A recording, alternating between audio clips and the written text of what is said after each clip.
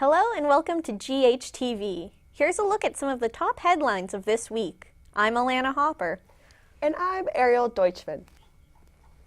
TD Bank is under fire for using dishonest methods to meet sales goals.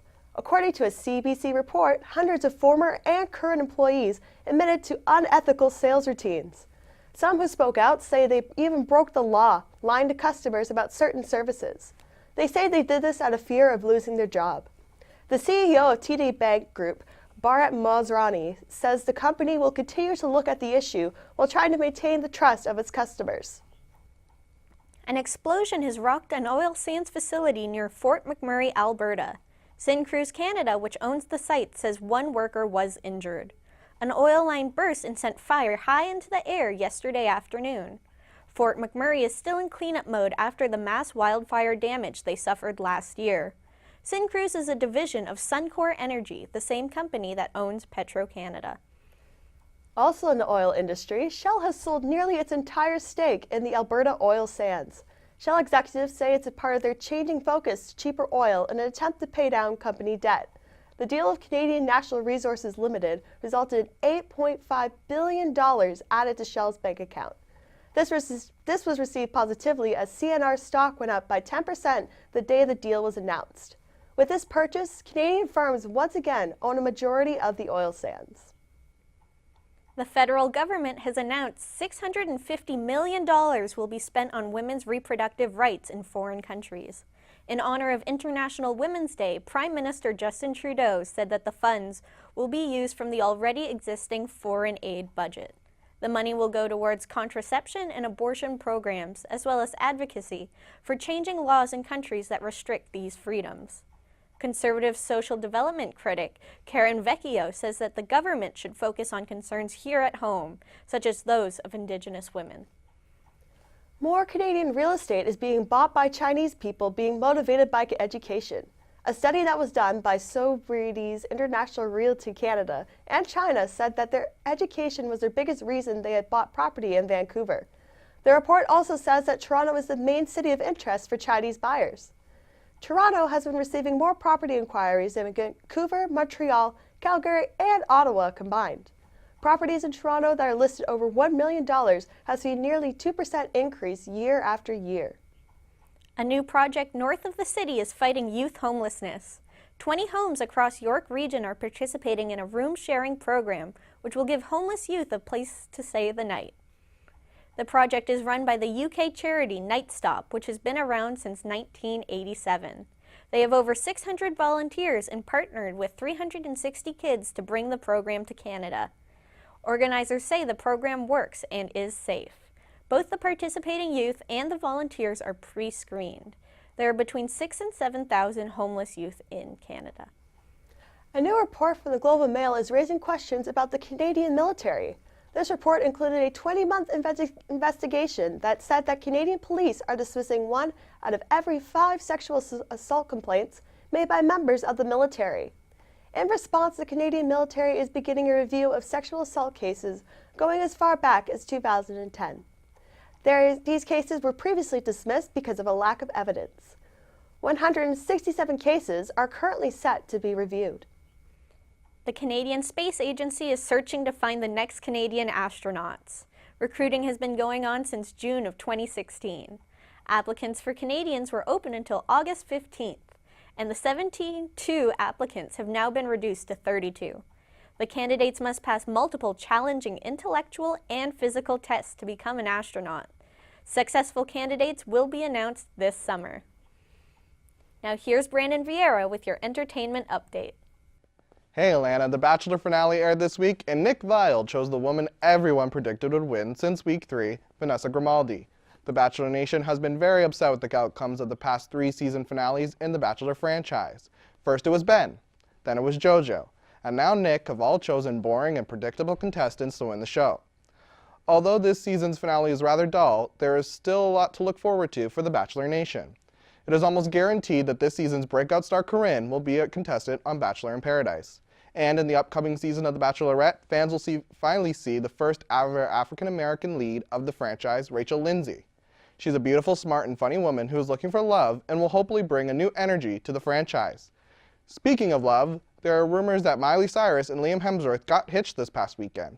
The rumor started after Cyrus's father, Billy Ray, posted a photo of a video camcorder showing Miley Cyrus smiling in a boho-style laced white outfit on a beach somewhere.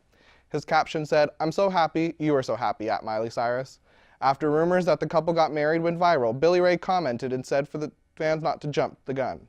At this point, fans are still left unsure as Cyrus and Hemsworth have not commented on the issue. After a rough 2016, Ben Affleck looks to be getting his life back on track. Affleck announced that he has recently just finished a stint in rehab for alcohol addiction. In his announcement, he went on to thank his kids as well as his co-parent, Jennifer Garner. This comes after a number of rumors about Affleck and Garner reuniting circulating. The couple announced their split in 2015 but have been living in the same house so they could raise their children together. Whether Garner has forgiven Affleck for his rumored indiscretions has yet to be confirmed by either party. I'm Brandon Vieira, and this has been your Entertainment Update. Now here's Anna Okoto and Francesco Lopresti with a look at sports. Thank you, Brandon. My name is Anna Okoto. And I'm Francesco Lopresti. The Toronto Maple Leafs were in action last night against the Florida Panthers after having 3 days off. The Leafs were looking to add to their 3-game winning streak and also look to close the gap for the second wildcard spot. The game started off pretty rough for the Leafs as it was pretty evident that they were not ready to play. The Panthers ended the first period with a 3-1 lead and never looked like they were going to give up the lead. The game ended 7-2 in favor of the Panthers, leaving the Leafs in the fourth wildcard spot, 1 point behind the New York Islanders, who hold the second wildcard spot. After the game, a lot of the focus was on the players and how they maybe had too much time off. As said before, the Leafs had 3 days off before this game, and the question many media members had was whether or not the team was prepared to play. To add fuel to the fire, a picture circulated online of Mitch Marner and fellow teammates who could be seen on a boat fishing. Whatever the case is, it was clear that the Leafs had an awful game, and when asked about the loss and whether his players had too much time off, Coach Mike Babcock was quoted after the game saying, "Whatever we did, we didn't have it. We didn't get prepared and we didn't handle it." The Leafs will look to rebound with a win in their next game on Thursday against the Tampa Bay Lightning. The Humber Hawks women's basketball team is heading to the national quarterfinals for the 9th time. The undefeated Hawks will be playing against the host team, the Nate Ooks. The last time these two teams faced each other was last year in the semifinals, and the Hawks won that game 78-58. Each team is bringing 6 players from last year's semifinals and at least 2 starters. Tip-off is on Thursday, March 16th at 8 p.m. Eastern, and the game will be streamed live on the Canadian Collegiate Athletic Association website. The Toronto Raptors have snapped their 2-game losing streak. The Raptors beat the Dallas Mavericks 100-78. 2 big scoring players this game were DeMar DeRozan and Norman Powell, scoring 25 and 19 points respectively. Jonas Valanciunas added another double-double to his NBA resume. DeLon Wright, NBA sophomore, played 10 minutes but scored 11 points and had 4 rebounds and 3 assists. There's still no timetable on when Kyle Lowry will be back, but DeMar DeRozan in a post-game interview said with a smile he thinks about the night. I'm Anna Okoto. And I'm Francesco Lopresti, and this has been your GHTV Sports Update. Back to you, Ariel. Thanks, Francesco. Now here's Alex Hansiak with his take on news and other stuff. Thanks, Ariel. It's voting season at the University of Guelph Humber. Students, spurred with democratic needs, flock to the second floor to have their voices be heard. Nah, they just want popcorn. Thank you. If you haven't noticed, the democratic society we invested our future in is only successful through means of bribery. I think this is a true example of how students are drawn to immediate rewards. The long-term implications of voting for a government official versus popcorn right now. Yet some students are finding a way to beat the bribery system by coercing the popcorn guy. Third-year media student Julian was asked how he felt about our civic duty being ordered with popcorn. His reply, "It's awesome! Big fan!" This leads GH media scholars to ask the hard questions. Would Trump be president if Hillary invested more in popcorn than she did in trying to have a stable campaign platform? And should the US take a cue from Ignite and implement a tasty reward system to encourage civic duty? Only time will tell. Speaking of flameouts, a woman on board a flight from Beijing to Melbourne woke up to her headphones on fire. The Australian Transport Safety Bureau believes the fire was caused by flaming batteries, but they're not quite sure. Thankfully, the woman escaped with minor burns, and that's cause for some celebration. And I mean, I'm sure that Samsung's probably happy. They're not the only company whose products accidentally set ablaze. But we here at GHTV believe in the power of music, and that the fire was probably song-related. We've done a little more digging and narrowed down the song that she was listening to 3 options. Number 1, Through Fire and Flames. Number 2, Great Balls of Fury. And number 3, Burn, Baby Burn.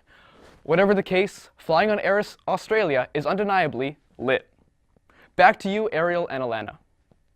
Thanks, Alex. In the spirit of International Women's Month, a Scottish golf club has unbanned female members. The ban has been in place for 273 years and drawn criticism from many. The British Open refused to be held there because of the ban, but after most of its members voted to allow women, they are back in the running. That's it for GHTV this week. I'm Ariel Deutschman.